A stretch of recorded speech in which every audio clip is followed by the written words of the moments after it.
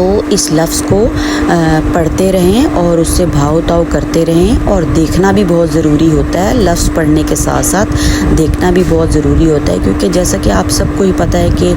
یہ جو بہت ہی زیادہ دھوکہ اور فراڈ ہو چکا ہے، تو ویورز لوگ ایک دوسرے کو بہت زیادہ دھوکہ دے رہے ہیں، اور بس اپنی چیز بیچنے کے لیے، اور ان کو یہ بھی نہیں پتہ ہوتا کہ قربانی کا جانور ہم لوگ بیچ رہے ہیں تو اس کی